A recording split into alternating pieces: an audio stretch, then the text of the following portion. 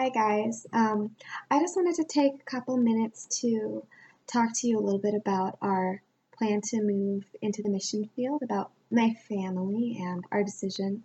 I've had a couple people come up to us and tell us how brave we are, and I've had some mothers come up and actually say that they love their children too much to put them in danger.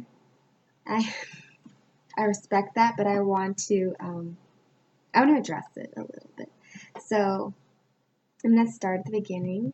I think it was a little over a year ago we started thinking about the prospect of taking our family out of the country to serve as missionaries. There was an opportunity that presented itself for us to go to Tanzania in Africa. It was strange, of course, because it was something that we had never considered before as a family. But I can tell you now that God was behind it. He was opening our minds to something new and preparing our hearts for what was to take place in the future. We prayed at that point that God would continue to lead us in that direction if that was what He wanted for us, and if not, that He would shut the door. And that's exactly what He did. It was hard for a little while to let go of an idea that seemed so providential, to appeal to both of us at the same time. But we settled on knowing that nothing can come in between God and His plans for us.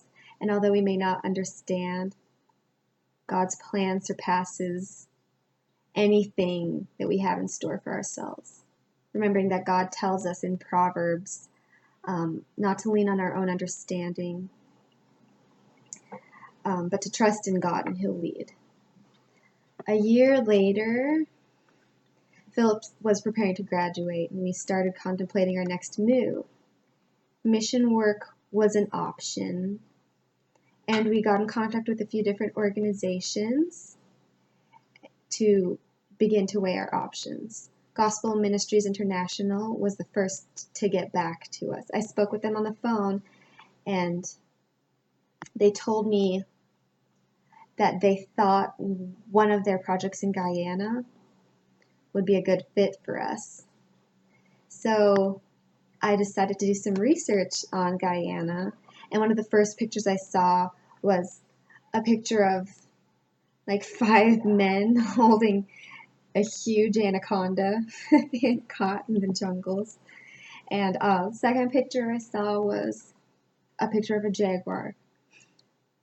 And then after that, I found a picture of a bird-eating spider that was probably the size of a man's hand. And and that was the end of that for me. I was done. I wasn't reassured. I also found out that Guyana has several life-threatening diseases, including chikungunya and malaria. So I decided to ignore the option of going to Guyana, and Philip was dead set against it. So we continued on our search for another place that we could go that would be more comfortable for us. And we eventually stumbled upon another option in a beautiful setting in the Caribbean with crystal clear waters and endless scuba diving and snorkeling opportunities, like being on a vacation every day. And this is where God wanted us to go. This is what we assumed. So what happened? I think it was a month after our first conversation with the GMI that I received an email from them saying that they had found specifically positions for us at their project in Siparuta, Guyana.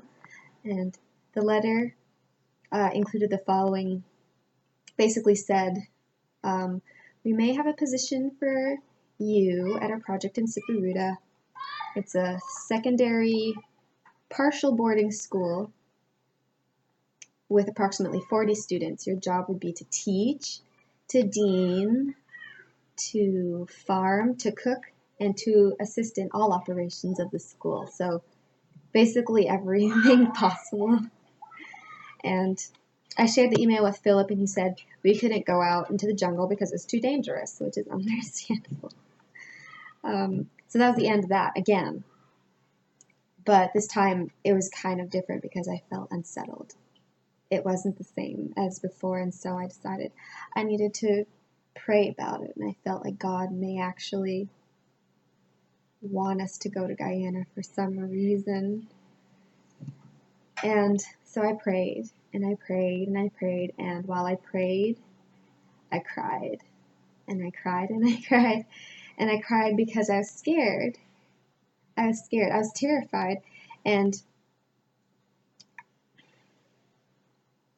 I was afraid of letting go of the small amount of power that I actually had over what happens to me and what happens to my children. And that's a really scary thing to think about, that there's actually a possibility that you're going to have to give that up. But I finally realized that giving your life to God wasn't just just a saying, it was actually a way of life. It was surrendering every inkling of power and saying, whatever happens, I'm going to serve you. Because I understood that God's will was always the best place to be. I decided I was going to ask him. I said, God, if you really want this for our family, you're going to have to change Philip's heart, because I'm not going to do it. There's really nothing I can do. And I didn't want to pressure him in that direction anyway. I didn't want to be like, hey, I want to do this, so we should probably, not that I wanted to. And so after that, I left it in God's hands after that prayer, and I hadn't even considered the fact that God had somehow changed my heart on the whole idea. But, I mean, that was a miracle in itself. But I think it was maybe a week later, we were sitting on the couch, just out of the blue. Philip says to me, if we're going to go to Guyana, we're going to have to do a lot of fundraising. And I was like, excuse me? The last we had spoken about it, our conclusion had been a firm no. And now, I don't know, things had changed. And I just thought in my head, God doesn't mess around. So I kind of got to the point where doubt started to creep in again. And I said, okay, God, if you really want us to go to Guyana, April's going to have to be potty trained, because I'm not going to be able to buy diapers regularly, especially with no income. And so if you want us to go, I need you to get April to use the potty today. I figured that was a pretty good request, right? She hadn't used the potty. We had been sitting her on the potty for like a year, and she'd never gone, ever. And I'd done it over and over and over again. And I was just like, okay, she's never going to be potty trained.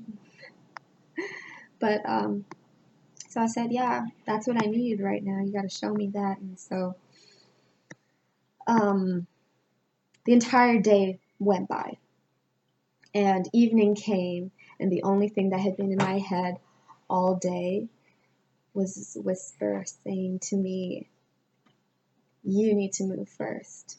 You move first. You move. And so after talking to Philip, we decided to email GMI and told them we were ready to move forward the next step of our journey to Siparuta. And within that same day, April had her first potty. It was a pretty interesting situation, but I was excited by it nonetheless. So we decided to set up our fundraising site, but of course, doubt came in again, as it always does, and with the people coming to you and telling you all kinds of crazy stuff, it's really easy for people to get into your head, and I started freaking out again. which is something I actually do fairly frequently. But I started praying again, and I said, God, if you could just send me a donation today of at least $100, then I'll know that this is what you want for me. At this point, I feel like Gideon getting all these signs. There are other things that I'm not even covering right now. I just felt like, I don't know. It was kind of... Anyway, I said I need $100, and our fundraising website hadn't been published. It hadn't opened, and they hadn't actually shown it to anyone, so I wasn't really thinking about how I was going to get this money. It was pretty much impossible. But then, by the end of the day, I had one of my instructors from my massage school send me an email saying that they wanted to give me a $500 discount on the money that I owed, which was part of the money that we had been raising so that we could leave the country. He wanted to give us $500 off of our bill because we were considering doing this work.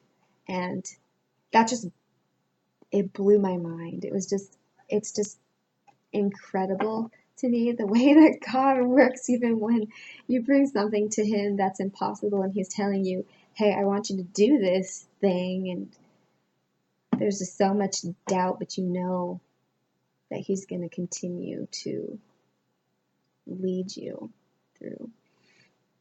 I don't know.